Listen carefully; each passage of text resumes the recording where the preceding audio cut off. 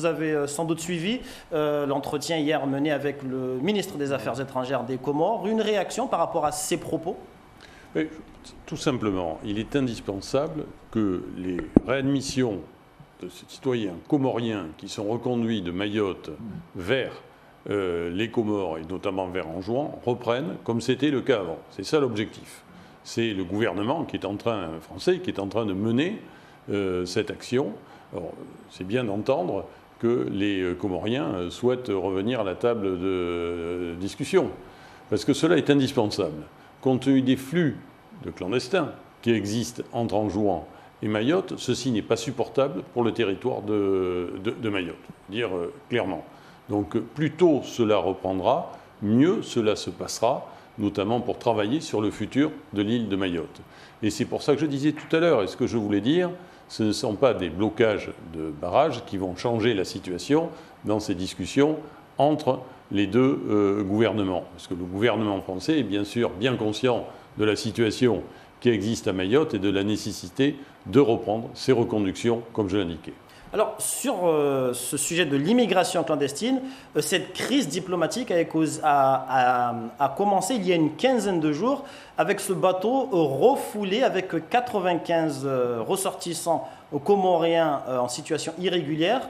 Et depuis, ces 95 personnes, que sont-elles devenues? Est-ce qu'elles sont toujours à Mayotte? D'ailleurs, on entendrait qu'elles seraient relâchées progressivement dans la nature. Qu'en est-il exactement? Après ce bateau, il y a eu un avion qui a atterri aux Comores avec 44 personnes à bord, 44 Comoriens à bord. Donc il y en a une partie qui se trouvait là-dedans. Ensuite, nous avons une partie de ces personnes donc, qui devaient quitter le territoire français et quitter Mayotte, qui sont toujours au centre de rétention, pour lequel nous avons obtenu du juge, parce qu'il y a un contrôle du juge, la possibilité de proroger cette rétention.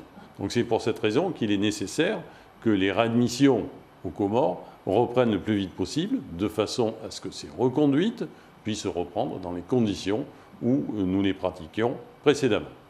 Toujours sur ce sujet, nous avons appris il y a 2 jours l'arrivée massive d'immigrés clandestins venant de l'Afrique de l'Est. Une centaine, nous dit-on, du côté du Sud. Non, je crois que les chiffres, pour ceux qui ont été interpellés, il y a eu 2 quoi. Cette semaine, là, il y a une dizaine de personnes d'origine africaine qui étaient en situation irrégulière et qui ont été placées au CRA.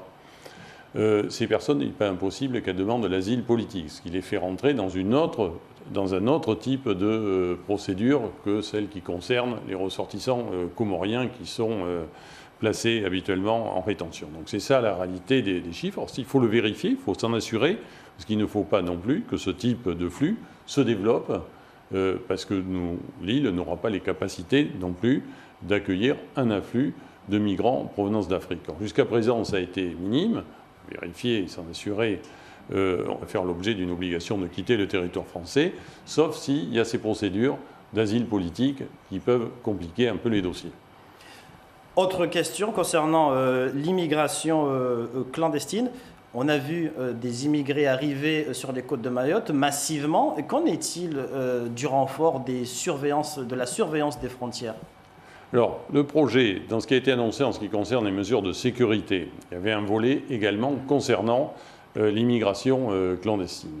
Notamment, c'est des moyens nautiques qui doivent être modernisés, c'est les intercepteurs.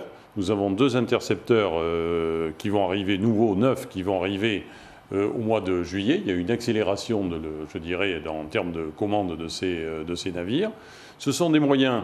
puisqu'on a un escadron de gendarmerie mobile qui a été affecté. Alors, en ce moment, il est utilisé pour autre chose. J'aimerais l'utiliser, moi, pour d'autres opérations de sécurité, qui pourront aussi participer à ces patrouilles. Nous avons également créé, et ça va être opérationnel dans les prochaines semaines, un groupe spécial composé à la fois de gendarmes, de policiers, d'agents des finances publiques, d'agents de l'inspection du travail, des douanes, pour lutter contre les filières d'immigration clandestine. Ce sera une unité qui sera spécialisée pour lutter contre ces réseaux qui organisent la venue d'immigrants clandestins.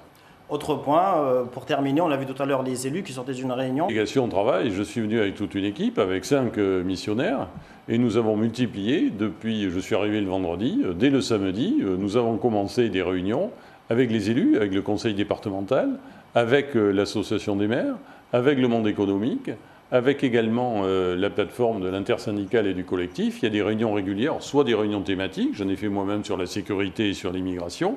Ce sont des heures et des heures de travail. J'ai passé l'autre jour 7h30 avec l'intersyndicale et le collectif. Alors, c'est des discussions franches, je dois dire, où on pose des problèmes, parce qu'il y a beaucoup de problèmes à régler. Et il y a différentes réunions thématiques sur l'éducation nationale, sur le problème des réseaux de transport, sur le problème des routes, sur les problèmes de santé, qu'est-ce qu'il faut comme équipement en matière de santé à Mayotte. Ce sont des choses extrêmement concrètes, parce que notre objectif, c'est de produire à la fin du mois, je le répète, c'est la commande qui nous a été faite, d'avoir un document avec un certain nombre d'engagements de l'État sur ces grands équipements, sur un certain nombre de procédures d'affectation d'enseignants.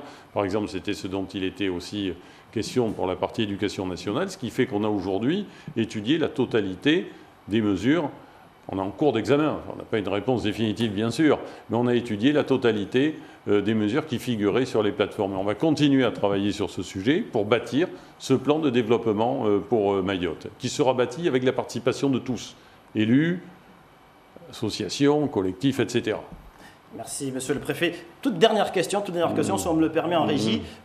Nous apprenons aujourd'hui que les agents du service du bureau de l'immigration de la préfecture à Mamoudzou qui sont en grève, de n'est-il concernant... Il y a, je crois, 14 ou 15 agents qui sont en grève au service des étrangers.